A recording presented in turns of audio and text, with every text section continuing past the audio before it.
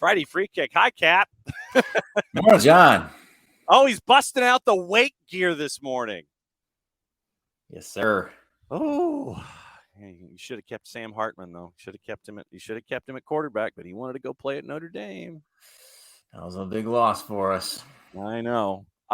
There's a couple of things I do want to talk about, but I also wanted to kind of steer those topics into mentoring and how you deal with it. Basically, it's like dealing with noise and how you try to tune it out and how it seems to be right now working for a club that you know fairly well with what's going on with this particular club. But what I did want to start with is actually, no, you can't see it because of that. So I'm going to do that temporarily because I want to talk about this group right here. All right. And there's some stuff that has been going on with this particular franchise. It's like you've got like training homes and coaches and things like that. What's going on with RIFC as they're bracing for Lee? Yes, sir.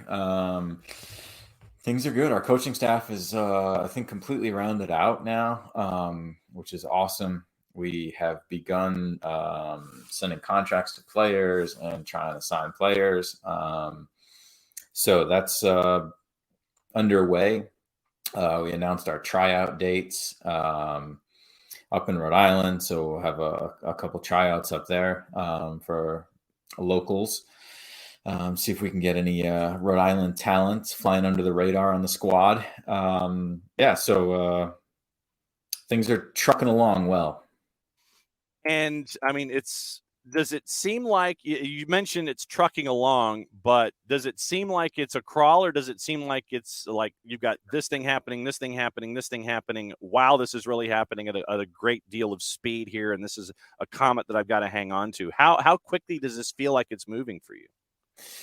Yeah, a lot of things are coming fast. I think that the stadium in general is coming slow, and everything else seems to be coming quick. It's crazy that we're less than 6 months now from kicking a ball, and just the growth that we've had. Season tickets went on sale like last week or 2 weeks ago. So we've got that going on. We've got the jersey launch coming up in a couple months. Oh, you do? We do. Okay. And so, yeah, things are flying. Yeah, because you mentioned tickets. I got an email wanting to know if I wanted to get Rhode Island FC season tickets, by the way. I tagged you when I gave you that scarf. There was like a tracking device in there, John. It just attaches to your email, so now you just get everything. Yeah, well, hey, I'll take everything. It's that way we get to stay up to date with everything that's going on with a very cool project that you have. Speaking of projects that you've been a part of, I'm just going to go ahead and launch into this and try to figure out how to phrase it. Have you ever seen a situation like what is going on with your former club in Foxborough? And what have been your shaking of the head responses about what's been going on in Foxborough, and especially what's been going on over the last handful of weeks? That's what I figured. Yeah, it's just I'd like to say surprising, but that's not the word that comes to mind. Mm-hmm. But it's just so strange how this started weeks ago with Bruce's stepping away, or whatever you want to call it. And there's just been radio silence since then. Like, if there's an investigation going on, give us an update. If there's not an investigation, why? Like, we've got no update. So if I was a season ticket holder, I would be so upset at the lack of transparency from the club. Yeah. Right? Just, we don't have to know exactly what he said, but like, in what regards, to who? Was it just between him and Richie? Was it him to a player? Was it him to a staff? Right? Like, in what context?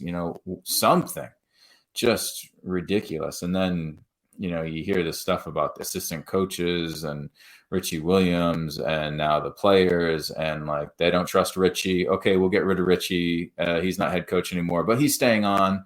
We don't know in what capacity, but he's still here. And just what and the assistant coaches are gone. So it's like, wow. And they're in the midst of a pretty good season. And they got a pretty good roster. So yeah, that's crazy. I've never been a part of anything like that, thankfully. But you know, I will say candidly, like obviously I grew up watching the Revs and I played for them and stuff, but and they're coming around obviously with the training ground and stuff, but they've still got big steps to make to get up with the rest of the league. And this is example A. Well, and you mentioned the reason that I wanted to kind of bring this up and bring it toward the mentoring aspect of it, and it has to do with tuning out the noise. I know that this is an extreme example of that when it comes to tuning out noise, but noise can come in a bunch of different forms. And when it comes to talking to mentees about noise, whether it's from fans or people who claim to be fans or folks that want to hang on or parental units or family or opposition or anything like that, the conversations probably for those who are growing into a sport and want to, have it as a part of their life, tuning out noise really, I think, is probably one of the first conversations that you have with mentees about focusing on yourself and try to tune out the noise around you? Yeah, the ability to compartmentalize is huge, right? And that's like your own individual stuff, right? Of like, schoolwork and relationships and family stuff and all the stuff that's going on outside, right? When it's time to practice, can you put that stuff away for the meantime, right? Not forever in a closet, right? Just off to the side so that you can focus on soccer. And it's the same thing with what these guys are going to have to do, right? It's like, I think they play Colorado. Like the Rapids don't care what's going on over there in Foxborough, right? They've got their own to deal with over there in Colorado. But all the other teams in MLS, they don't care, right? They don't care that Carlos Heel and squad have to go through this. Like they're like, hey, it's better for us, actually.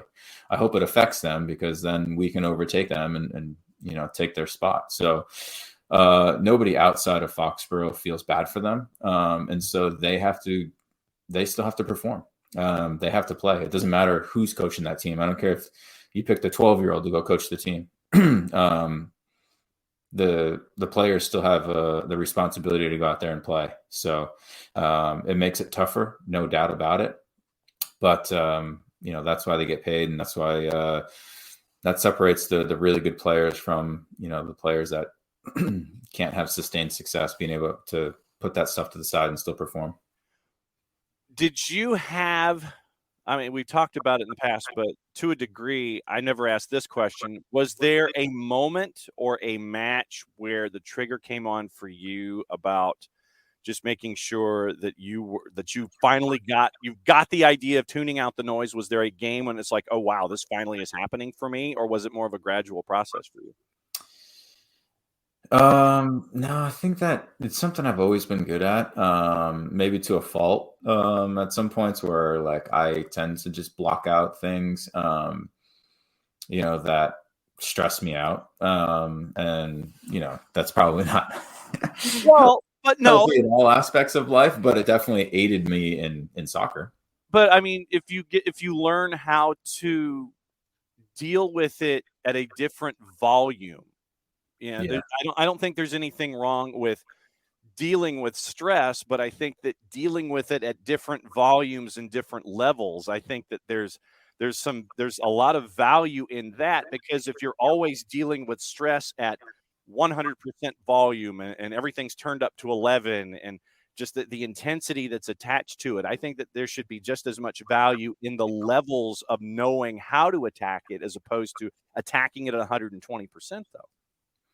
Yeah, you're totally right there, for sure, right? And everybody deals with things at different levels, and if you can tune out that stress a little bit to do your job, right? That's ideal. And yeah, I was able to do that, and I don't think it was a certain moment or anything. I think I was pretty good with it from the beginning or early on, at least, and that's what definitely helped me. But soccer also was a release. It was like the love. It was like soccer was number one. And, so when I was at soccer, it was like, this is all I want to do.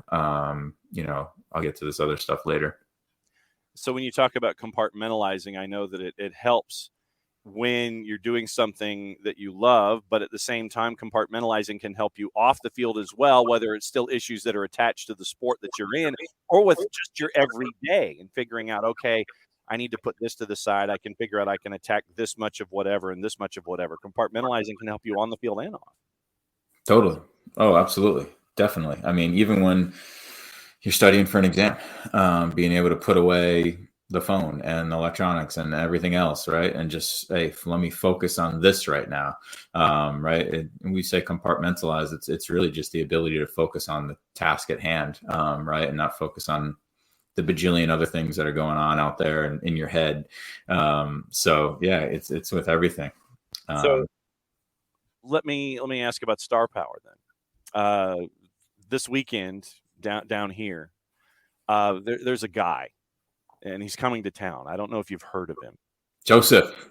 Well, yes. Yes, he's part of this equation. And some dude named Messi. And he's got buddies. Some guy named Alba and another one named Busquets. And the challenges that are attached, and I mean, and this can apply to Major League Soccer, it can apply to international soccer, it can apply to high school, college level, dealing with star power and these, intimidating, storylines and dudes and names and things like that. What about compartmentalizing or dealing with stars and folks that have these reputations coming into an environment? What about dealing with something like that? When you're playing against them? Yeah, or when you're having conversations, you can take it that way. And then when you're having conversations about dealing with these individuals and not getting wrapped up with that, oh, he's coming to, insert guy is coming to town. One of those kind of things. Yeah. I mean, I think when you're playing against it, you have to try and use it as motivation. Like, hey, this is gonna take the best of me in order to, show well and have success today, right? The challenge of it, the opportunity to show well rather than what could go wrong, right? Right. There's will be a lot of eyeballs on this game, right? So it'll be a great showcase for anybody that plays well, and that's how I'd try and view it. It's funny. I was. When you're dealing with superstars and, I know that there's an article, I haven't read it yet. I think it might've been by Felipe. He talks to Tata about like coaching Messi and how you even do that. I want to read that because I was thinking about it last night. I was watching the Thursday night football game and I'm sorry. That's all right. I was happy because I've got Hurts on one of my fantasy teams. Yeah, I have Dallas Goedert and I sat KJ Osborne, so I was 1 for 2. Yeah. That's right. I had the Minnesota running back too. But anyways, I was watching it, and Philadelphia's, at the time they were cruising, and AJ Brown is on the sideline having a hissy fit. Because he hasn't caught many balls yet. And, you see a bunch of guys trying to calm him down, and Jalen Hurts is over there. And you're just thinking like, first of all, this guy's got a C on his little corner and he's throwing a hissy fit that he's not getting the football. So that there's that. But then too, it's like, these egos and these guys and like how difficult it is to be, Jalen Hurts when he's out there having a decent game, right? Trying to throw the ball, trying to find guys that are open. And now you've got a superstar out here and it's like, oh shoot, now I got to force the ball to this guy so that he doesn't cry and cause a fit. And, that's challenging. And the same things in soccer, right? When you've got these superstars on the team, right? Finding that balance between, obviously every time you got the ball, you want to give it to Messi and you wanted to give it to Busquets and like when I was in Atlanta, yeah, you wanted to give it to Miggy, right? But finding that fine line between, is he actually open or am I forcing it here, right? Am I hurting the team by trying to force this ball to our best player? That's a challenge for sure, especially for younger guys that are playing alongside Busquets and Messi and just want to make them happy and give them the ball. Then you mentioned the idea of what could go wrong. And in using it as a challenge instead of thinking of it as what could go wrong. Do men teach these days tend to look at things positively and lean toward negative? Is it more positive thought and attacking negative thought, or are they more negative thought and have to be reinforced to kind of balance things out? How do your mentees approach things these days? For the most part, they're pretty confident, I think. But I think naturally, when you play these big games, we talk a lot about being nervous, right? And nervous is a little bit of fear, right? And we talk about using that fear to let your body know, okay, today is important to me. I care about how I play. I care about how the team plays. That's why I'm a little bit nervous, right? And so using that as like, okay, I need to be good today, and using that positive energy and feeling that pressure in a positive way versus like focusing on the, oh, if this goes bad, if that goes bad, right? So we do try and reframe what pressure actually means and trying to look at the positive of it as well. How long does it take reframing pressure with your mentees before the message starts to turn for them? Or is it something that is instantaneous? They go, oh, okay, I can look at it this way. Is it gradual, or do they sit there and is it a light switch moment? It's dependent. I think some that are kind of close to the line, it can be pretty quick. And I think some that are really struggling with it takes time, right? It's not like, hey, think this way, and all of a sudden you're able to do it, right? But if over time you're able to do it and implement some of our other little strategies and things, right, you hope that a combination of effects of things can help out. And honestly, a lot of it has to do with how much success they have after they think that way, right? If they find success, then all of a sudden they're going to link it to that, and hopefully it's a positive connection. When was the most beneficial moment for you when you used fear as a motivator and get wrapped up in it? Yeah, good question. I think that, anytime you're playing with the national team, you've got a lot of fear because it's like, oh my God, I'm representing the whole country. I'm representing like every player that wants to be on this team. So you bear that responsibility a little bit, and you know that some of these games mean a lot more than, just a Saturday night MLS game. So I think that there's a little bit extra pressure and fear in those moments, but you can also use crowd and teammates, and that's where the bonding is important, right? Where you've got guys that you enjoy playing with and can use their energy to help out, and you're playing with the best players in the country as well. So I think those relationships come in handy in those moments, right? Where it's like, oh, I can trust this guy. I can rely on this guy to help me get me through this, right? Because usually that fear goes away pretty quickly if those first couple minutes go okay. How was it for MLS Cup here in Atlanta? I remember being more nervous, I think every MLS Cup I got a little bit more nervous because I was later in my career. Yeah. And it was like, hey, this is likely my last time. And it was just so eerily similar to when I lost with Columbus. We were hosting against Portland, big favorites, right? But I did know, like, hey, we've got Miggy and Joseph. But then again, you never know. Hey, Brad doesn't make that save at the end of the first half. Who knows what happens in that game? So, yeah, I was nervous for sure. But that was one of those days where you watch movies all day to get your mind off the game, so that you're not nervous all day. And then there was a dude who stepped into a passing lane and pressured a Portland player into a turnover that created an opportunity for Atlanta. About time he did something. Hey, by the way, John, Shooter McGavin over here is struggling with his revs, and he has been all week. Shooter has been using colorful metaphors the entire time. I will say, Shooter, just maybe relieve you a little bit. Having good players is more important than having a good coach, and I'll say that because in 2019 we almost won 3 trophies, right? We win that game against Toronto, and we were almost up 2-0 after 15 minutes, right? We would have won 3 trophies that year. Yeah. And it was one of the biggest shit shows I've been a part of, as far as players and coaches and relationships and just their guidance. So I will say that the players are more important than a coach if you've got good players and a good group, and the Revs do. So there's still hope for them. Well, and Shooter is also early in his venting chain of this morning. He is hoping that Rhode Island FC can give him a lifeline away from his Revs. We are hoping to do that. There's no doubt about it. I think that the Revs have got their fans, but I do think that there will be some fans that hopefully we can provide a better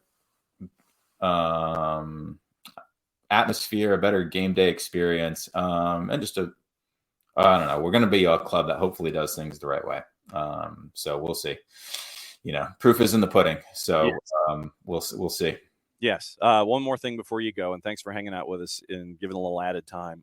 This weekend with Atlanta and Messi and friends, what kind of a match are you anticipating? Emotional, high intensity. I think it'll be a really entertaining game back and forth. I'm seeing like a 3-2, 3-3 type game. I see some offense occurring in this game because Miami's good. They're good. They're playing good. They're confident. Tata will have them rearing and ready to go. But the Benz will be amazing. It'll be so loud and pumped up. So Atlanta should have their best performance of the season, hopefully. Will it be enough? I don't know. But I'm expecting entertaining, some fireworks, a Joseph appearance and possibly putting one in. That'll be interesting. So, I wish I could have been down for the game, but kids sports this weekend. So here I am. All right. What's going on with Beyond Goals? Just working with Atlanta United Academy, trying to use that to get in with some other academies. So having some good conversations there. I was down for the academy dinner a couple of weeks ago. So I saw that was a great event. They do a really good job. They're taking care of those boys. It was a really, really cool event for them. So, that's great to see. Because definitely the more you invest in the youth, the more it pays out on the other side. So good to see that. Freddie Free Kick with our friend at MF Parkhurst on the 280 character app and at BG Mentoring, Beyond Goals Mentoring. Thanks for, as always, coming on and sporting your Wake Forest colors during college football season and letting us know what's going on and with an unfiltered look at things. I always appreciate your candor and your honesty and your openness in these things. Thanks again, Cap. I appreciate it. It's college soccer season, okay? It's not college football season. Nobody cares about college football, do they? FUTBOL, college football season. There you go. All right. Be good, Cap. See ya. Oh, Michael Parkhurst. He's a house of fire.